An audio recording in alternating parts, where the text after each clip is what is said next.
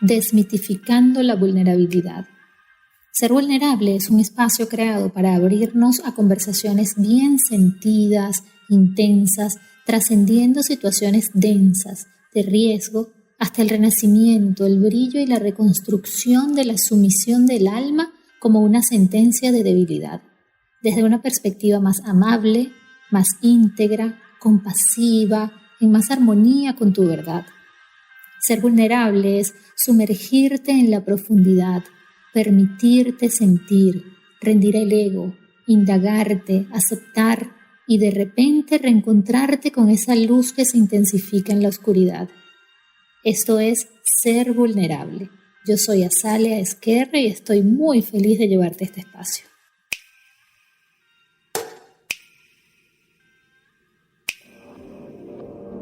¿Quién es Alenka Matos? Alenka Matos soy yo.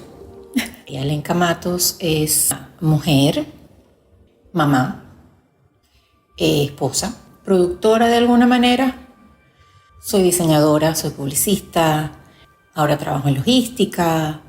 Soy una persona bien organizada, bien estructurada de alguna forma y al mismo tiempo bien desordenada.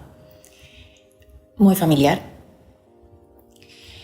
muy trabajadora, con un carácter bien difícil, bien difícil. Multitasking, capaz de hacer muchas cosas al mismo tiempo, que le gustan muchas cosas, que siempre está súper ocupada, pero mi prioridad y mi atención la mayoría del tiempo están enfocadas en mi familia y en mi hijo. Es lo que más me llena y lo que más me hace feliz. Lo sé. Y de lo que más me enorgullezco. Es lo que te hace brillar los ojitos en todos los sentidos. Te los encharca, te pone emocional. Sí. No, sí. Además eres una super mamá. Lo sé. No sé si soy una super mamá. Ahora vamos a hablar más adelante de eso. Vamos a comenzar por esta parte de quién es Alenka, la productora. Multitasking, ¿cómo te sientes con esa palabra hoy en día? Creo que soy yo. Yo creo que es una cuestión de mi personalidad. Yo he sido así siempre. Yo no puedo estar desocupada. A mí me encanta tomarme tiempos libres y descansar, pero para mí descansar es hacer cosas que me gustan, pero siempre hacer cosas. Yo soy productiva cuando estoy llena de cosas por hacer. Yo tuve una época en la que dejé de trabajar por completo por la situación de mi niño y fui ama de casa, mamá ama de casa, cosa que yo jamás en mi vida pensé que iba a hacer o a disfrutar incluso. Yo trabajo desde los 15 años, 16 años, trabajaba, estudié 2 carreras, hacía muchas cosas a la vez. Incluso en ese tiempo en el que me dedicaba al niño, a la casa, yo tenía, digamos que todas mis mañanas libres. Y yo en las mañanas me llené de cosas. Yo iba al gimnasio, hice un montón de amigas, me la pasaba metida en las actividades del colegio del niño. Sabes que yo diseño accesorios y todo eso. Terminé montando un star en el gimnasio. O sea, yo trabajaba, yo siempre tengo que trabajar. Hace unos segundos me decías, tengo un carácter difícil. Y yo creo que ese carácter difícil es el que te hace crear. Sí, bueno, de hecho, cuando nosotros nos conocimos, yo era directora creativa. Cuando me reincorporé a la parte laboral, fue en un área completamente distinta, que fue en la parte de logística. Y descubrí que me encanta. Lo aprendí desde cero, después de haber sido gerente de departamento, directora, haber manejado equipos. Empecé siendo una asistente de producción en la parte de logística y descubrí que me apasiona. Y descubrí que me apasiona por lo que tú dices del carácter. A mí me encanta controlar. Entonces me di cuenta que me gusta incluso más que la parte creativa. O sea, ¿hay algún lugar en la vida en la que esa personalidad controladora, planificadora, que todo lo quiere controlar, es buena para algo? O sea, donde es útil, donde funciona. Donde fluyo. Exactamente, donde puedo ser yo. Donde soy yo. He aprendido a enfocarme en las cosas buenas. Eres muy cálida, Alen. A mí me gusta cuidar a la gente. Muy protectora, eres muy mamá. La sensación de vulnerabilidad es una cosa así a la que yo le huyo terriblemente. Y estamos aquí. Porque te adoro. Wow, siento que tu miedo a la vulnerabilidad es miedo a no llenar las expectativas probablemente de los demás. Y tienes una personita que sí requiere completamente que estés enfocada en él. Personota. Una de las cosas de las que más quiero hablar es sobre tu faceta como mamá. Fíjate que cuando nosotros nos conocimos, justamente porque yo me incorporo a trabajar. Y yo lo pongo en un daycare. Mamá primeriza, hijo único. Y a las 2 semanas me llaman. Y me dicen, al niño creemos que sería bueno evaluarlo porque hay ciertas cosas que estamos viendo que no son normales para su edad. Yo sé qué cosas no son normales. No, que uno lo llama y no responde a su nombre, que no se integra con los demás niñitos, tiene ciertos gestos. Y yo, ok, ¿a dónde lo llevamos? ¿Qué tengo que hacer? Lo llevo a evaluar. Ajá, qué interesante eso. Esa fue tu reacción De una, inmediata. de una. No hubo rechazo. De una. Ese mismo día llegué a mi casa, llamé, hice las citas, pregunté y a la semana, a las 2 semanas ya yo estaba evaluando al niño. Me lo evalúan y en ese momento me dicen que tiene alertas, lo que ellos llaman aquí red flags, de autismo. Yo súper ignorante al momento del tema. Él no tenía los 3 años cumplidos. Me dijeron, estamos chiquito todavía, nosotros te recomendamos que lo evalúes con un neurólogo, pero mientras eso pasa, porque las citas demoran, que le des terapias. Y la del lenguaje, por supuesto, porque tenía retraso en el lenguaje, tenía speech delay. Y la terapia ocupacional para ayudarlo con el tema motor, el motor fino, el motor grueso, para la coordinación. Y la terapia de comportamiento, porque ellos se comportan de una manera atípica. Uh-huh. Y hay que prácticamente enseñarles todo. Y a todas estas, ustedes 2 solos aquí sin familia Miami, y sin ningún tipo de experiencia y conocimiento al respecto. Me metí a comerme todo y a revisar y a leer, pero lo hacía con miedo. A mí no me hacía sentido, porque yo decía, pero es que todo lo que me están diciendo que no hace, yo nunca lo he expuesto a eso, nunca se lo he enseñado, ¿cómo lo va a hacer?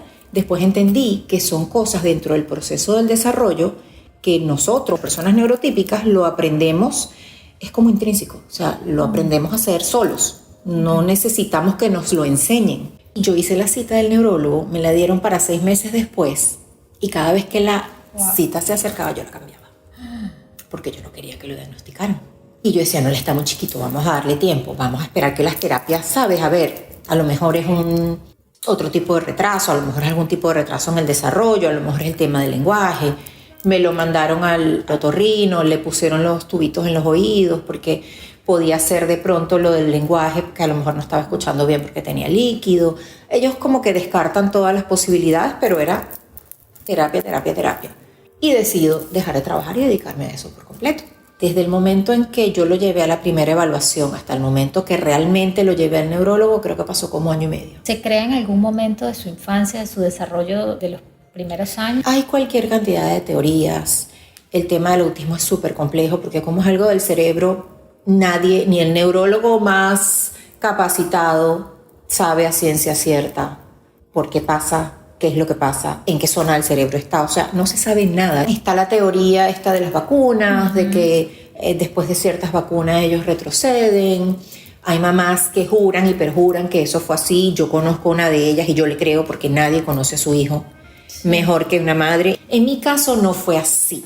Yo creo que mi hijo tenía signos de esta parte neurológica de él es súper sensorial, él tendría como 6 meses, y nos dimos cuenta que era hipersensible al que le tocáramos los pies.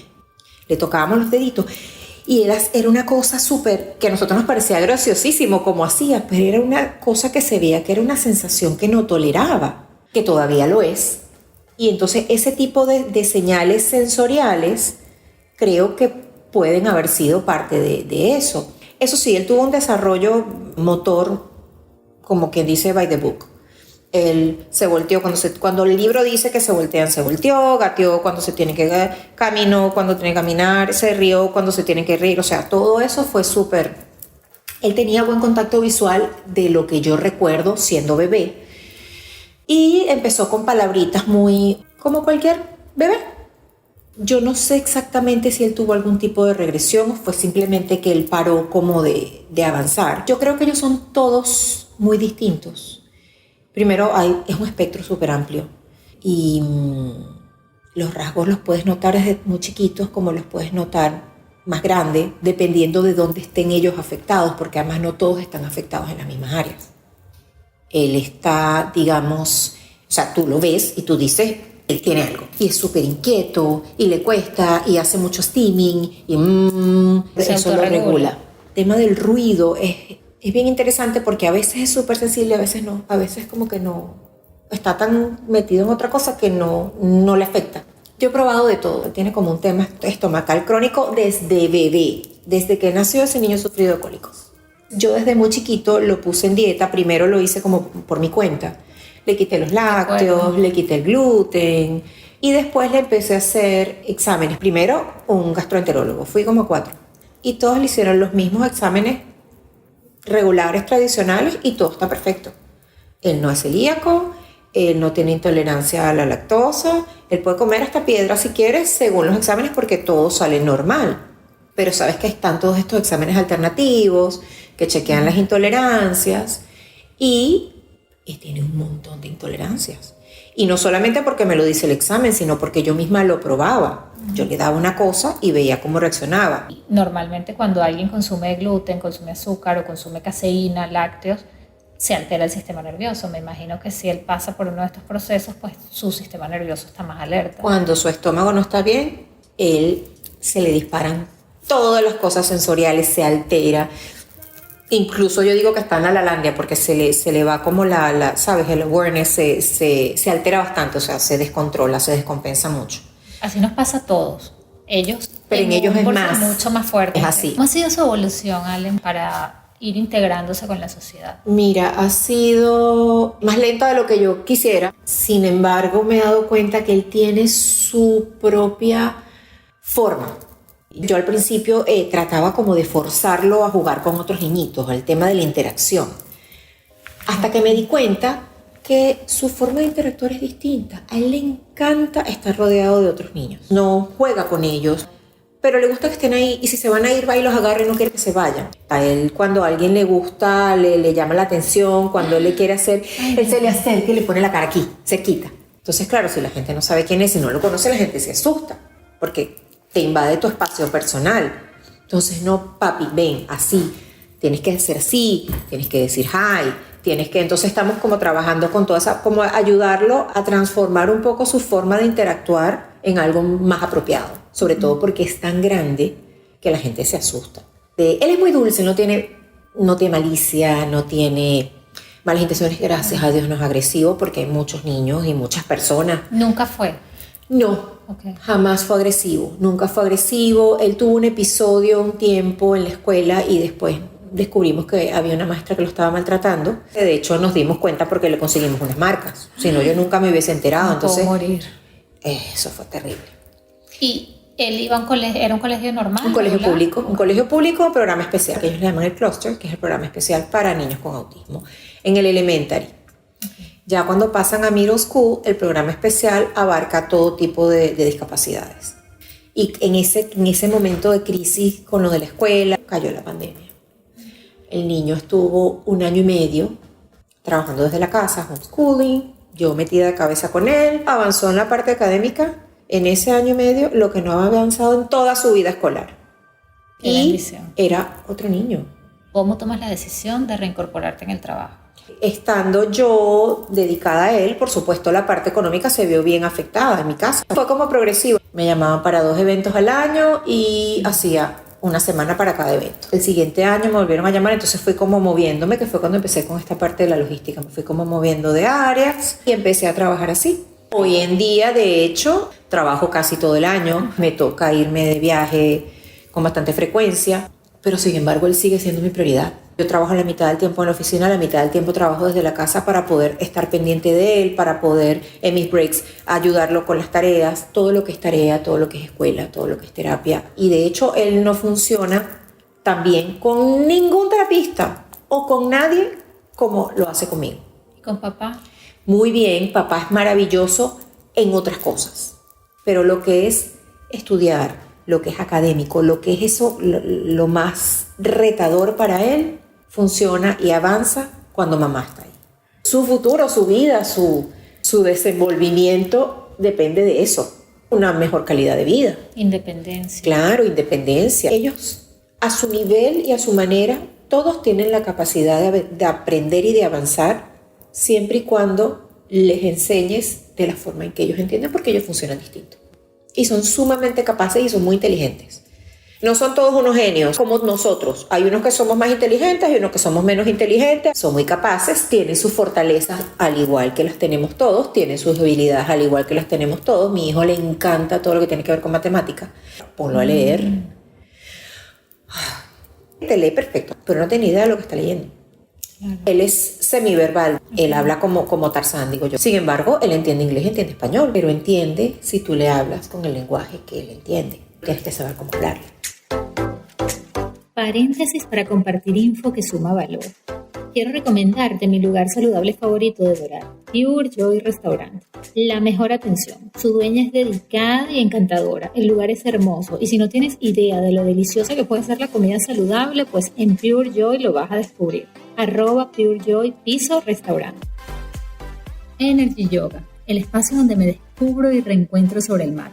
En este estudio no solo hay excelentes profesores de yoga y meditación con larga trayectoria, sino lo más importante, la energía, la conexión que se ha creado a través de los años. Se ve y se siente. Ubicado en Doral, @energy_yoga. Un día decidí publicar las emociones en letras que tenía archivadas. Entre blanco y negro, mi libro es un poemario lleno de extremos y matices entre los que tal vez tú también te puedas encontrar. De la mano de mi casita editorial, @paquidermolibros, encuéntralo en Amazon de Estados Unidos, Australia y Europa. Es que lo que tú estás viviendo es una prueba constante de vulnerabilidad y de confianza. Eso es la maternidad, independientemente del hijo que nos toque o de los hijos que nos toquen. Gente que cree que yo no podría, no, sí puedes. Y yo también veo y sé que hay cosas mucho más complicadas y mucho más complejas de las que yo digo, oh Dios, ¿cómo puede esa persona? Pero puede, porque es tu hijo. Y también sé que hay otras mamás a lo mejor que tú dicen, ay, que se quejan de algo y tú dices, ay, si eso fueran mis problemas. Pero para esa mamá eso es algo que le cuesta y de lo que tiene que aprender. Entonces todos tenemos nuestros procesos y yo creo que eso de ser mamá es un reto constante. Yo soy una persona completamente diferente antes y después de ser mamá. Yo solía, y a veces todavía, ser muy prepotente, invencible de alguna forma. A mí no me importaba nada, es porque no me sentía vulnerable, sentía que no tenía punto débil. Cuando te haces mamá, cambias. ¿Cómo te reencontraste con Alenka? Empecé a hacer ejercicio, me inscribí en un gimnasio y empecé a entrenar. Era como que estaba haciendo algo para mí que disfrutaba yo, además de que sabía que estaba cuidando mi salud. Yo tengo un niño y yo tengo que estar fuerte para él, yo tengo que estar sana física y mentalmente. ¿Cómo llegas a ese reto del fisicoculturismo? La verdad es que cuando tú te metes en un gimnasio, entonces tienes como bastante de ese ambiente alrededor. El que era mi coach, tú no quieres competir. Es muy fuerte, Alen, a nivel físico, a nivel hormonal. Mira, a nivel físico, metabólico. A nivel físico para mí no fue fuerte porque ya yo venía con el ritmo de entrenamiento y me gustaba. Entonces yo pasaba 2-3 horas metida en el gimnasio todos los días. También tiene mucho que ver con la personalidad, sí, obviamente. Y me encantaba. Yo el entrenamiento, eventualmente, lo que es más fuerte es la disciplina de la alimentación, porque tienes una dieta súper limitada. Tienes que comer todo pesado, todo medido por reloj. O sea, yo donde quiera, a mí me sonaba el reloj, me tenía que comer y donde estuviera, yo tenía que sacar pote y comerme la comida. ¿Te afectó en algún punto? Las cosas que yo no podía compartir con el niño. O sea, a nivel de familia, eso de vamos a comernos un helado. Yo me tomaba un café negro o un agua con limón. Levantarme a las 4:30 de la mañana para meterme un plato de pollo con brócoli a las 4:45 porque a las 5 tenía que estar en el gimnasio levantando pesas y no lo podía hacer sin comer. No, o sea, nada más lo pienso, me dan ganas de llorar. Mientras más restringida la dieta, yo todo lo que quería era cualquier cosa que tuviera pan, que tuviera queso y que tuviera dulce. Y entonces me dio por cocinar dulces. Entonces yo empecé a buscar recetas fit que yo no me podía comer igual, pero eran saludables, que yo decía, yo las voy a probar porque después de la competencia esto yo me lo voy a comer. Y entonces yo las olía, yo hacía las galletas de chocolate y yo las olía y eso era así como que, ok. Pero tenías clara esa transición, que querías lograr esto y que después ibas a volver a tu vida normal, porque después el cuerpo se vuelve a transformar. Después pasas por otro proceso. A mí me afectó después. Tenía que estarme tomando fotos constantemente. Antes de comer, después de comer, fotos del abdomen, cómo me llenaba, cómo no me llenaba, con líquido, sin líquido. Eso es toda una ciencia. Y yo recuerdo claramente cuando yo le dije, mira cómo empecé, mira cómo estoy. Le dije, yo no me quiero ver así nunca más. O sea, el como yo no me quería ver así nunca más, es como quisiera verme ahora. Y uno de los motivos por los cuales yo decidí no volverlo a hacer fue por eso, porque yo competí, perfecto, sí, qué bella, salí de ahí, me comí la vida entera, que no me había comido en 4 meses, me lo comí en un fin de semana. Y el lunes cuando yo regresé al gimnasio, yo llegué con mi misma dieta de antes de entrenar, ¿no? Porque a mí me daba miedo comer, porque yo no me quería engordar, porque yo no me quería volver a ver como antes. Y lo cierto es que no es sano ni es saludable verte como para un nivel de competencia de forma permanente. Entonces yo no comía frutas. A mí me daban una fruta y yo para mí eso era no, eso tiene azúcar. Tomaba diuréticos. Eso fueron unas semanas hasta que dije no. Yo mido cómo me puede afectar porque yo siento que yo tengo que estar bien por él. ¿Puede él hacer actividades solo? Sí. Él tiene bastantes cosas que puede hacer ya de manera independiente. ¿Sabes qué fue una de las cosas donde yo he visto evolución a partir del momento que yo me empecé a ir de viaje para trabajar? La primera vez que me fui, cuando yo llegué, él así como que me miraba, pero yo no sabía si él entendía que yo me había ido. Y en la medida que fueron pasando los meses y los viajes, yo veía la diferencia en su reacción. ¿Cómo es su manejo del tiempo? Te cuenta los días y te cuenta las semanas. Es muy cómico porque él sí te va a contar 2 semanas. Yo le digo, 2 semanas es lunes a domingo 2 veces. Entonces, en vez de decirme 2 semanas, él viene y te dice lunes, martes, miércoles, jueves, viernes, sábado, domingo. Lunes, martes, miércoles, jueves, viernes, sábado, domingo, the end. Esa es su forma de decir 2 semanas. Y yo, sí, eso son 2 semanas. Okay. Ya lo maneja, ya lo entiende, ya yo le explico. Ok, mamá se va. Antes tenía que hacer las maletas escondidas. ¿Le crea ansiedad? Ya no, ya entendió y ya yo aprendí a manejarlo también con él. Entonces, cuando yo me voy a ir, yo le digo, ok, mamá se va a ir a trabajar y regresa tal día. Fue una evolución bien bonita también que he visto ahí. Y ver ese apego, porque a más chiquitico yo decía, mi hijo no tiene conciencia de que su mamá está aquí. Yo decía, si yo estoy o no estoy, para él es lo mismo. Él nada más necesita a alguien que esté ahí, que le atienda sus necesidades. Mientras él tenga quien le dé su comida, quien le dé lo que él necesite, lo que él pida, para él es lo mismo quien esté, porque él no expresaba ningún tipo de reacción, de apego. Es horrible. Qué bueno saber tal vez que alguien lo puede ayudar si tú no estás. Eso da una cierta tranquilidad. Pero eres mamá. Yo me acuerdo que yo lo dejaba en el preescolar, que todos eran puros niñitos con autismo. Y yo veía que algunos cuando llegaban las mamás, salían corriendo, mami, los abrazaban y él salía. O sea, mi hijo no le da lo mismo, ¿sabes? Si yo estoy o no estoy. Él desarrolló o empezó a demostrar un apego extremo de un momento al otro. Entonces llegó un momento que era todo el tiempo, quería que estuviera yo ahí, era de llorar cuando lo dejaba en la escuela. Y fue como desarrollando ese apego, que eso fue muy bonito, porque entonces fue como otro tipo de relación y lo empezamos a ver, pero ya después de los 3, 4 años. Al principio era una cosa. ¿No tiene también que ver con tu evolución, con tu proceso? O sea, yo pienso que todos absorbemos de la persona que emocionalmente nos está alimentando y tal vez era una manera tuya de generarle protección. Fíjate que no lo sé. Porque si algo te da vulnerabilidad en la vida es el apego. Sí. Y los miedos vienen del apego. Sí, pero como mamá no hay nada más duro, que es lo mismo si estás tú, si está la de al lado, si está la maestra, si viene alguien que él nunca en su vida ha visto y le da la comida que él quiere y lo que está pidiendo y lo que él necesita y para él es lo mismo. Era durísimo. Yo lo recuerdo chiquito y lo extraño, bebé, todo chiquito, todo gordito, todo hermoso, pero si a mí me preguntan, yo disfruto más a mi hijo de hace vamos a decir unos 4 años para acá, que cuando estaba chiquito, porque primero con todo lo del diagnóstico y todo, era todo el tiempo observar lo que no hace, en lo que está atrasado, y eso, como tú dices, parte de la evolución, o por lo menos de la mía, fue aprender a ver lo que sí hace, en lo que avanza, los logros que tiene, en lo que se esfuerza y en lo que es él. Dejar de compararlo con el niño que yo hubiese querido que fuera. Ese es mi hijo. O sea, para mí la mayoría de las cosas que él es y que él hace para mí son tan normales. Es bien complicado vivir el presente en esta situación. Sí, pero tienes que aprender.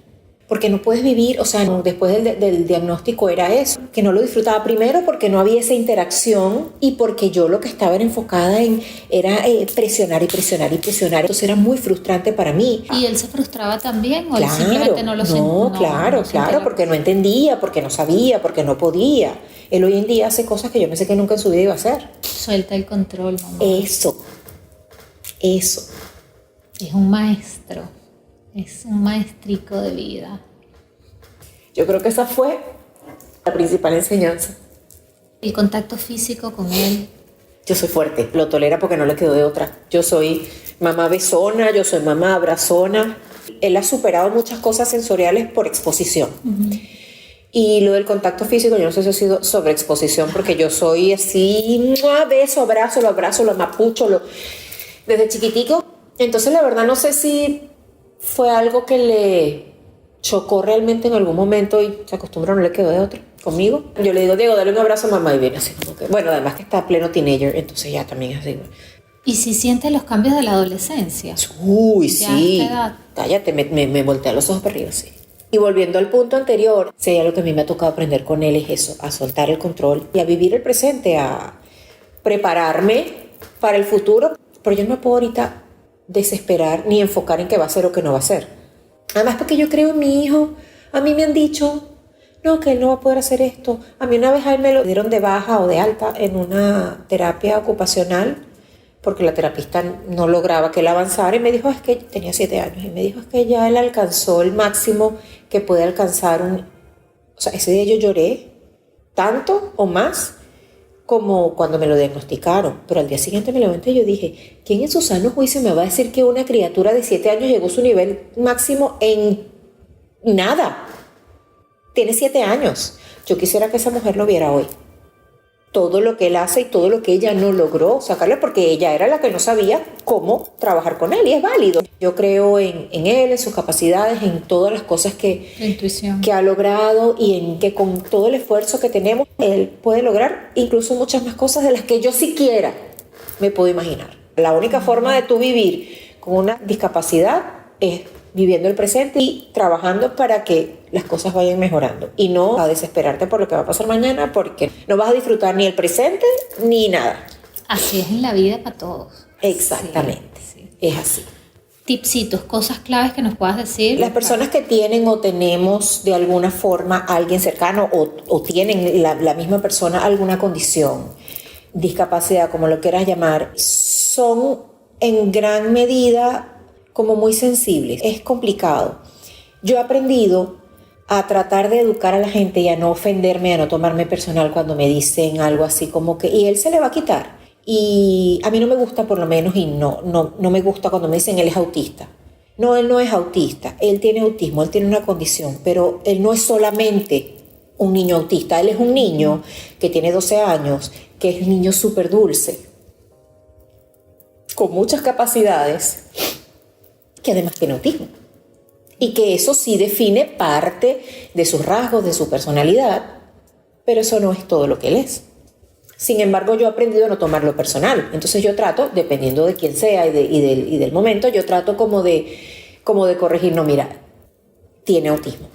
Okay. El autismo no es una enfermedad. Ay, ¿se le va a curar? No, es que eso no se va a curar, eso no se cura, eso no es una enfermedad. Él es un niño completamente sano, tiene una condición que puede mejorar, que puede variar, que es súper compleja, que nadie sabe dónde va a parar. Es una condición con la que él va a vivir toda su vida. A lo mejor en un futuro, un día se levanta así que, ay, perfecto, y a lo mejor se le nota menos. Pero él no va a dejar de tener autismo por eso. Todos somos ignorantes y no es culpa de nadie, porque yo te puedo hablar del autismo, ay, sí, yo no estoy pendiente de la gente sorda, porque a mí no me afecta.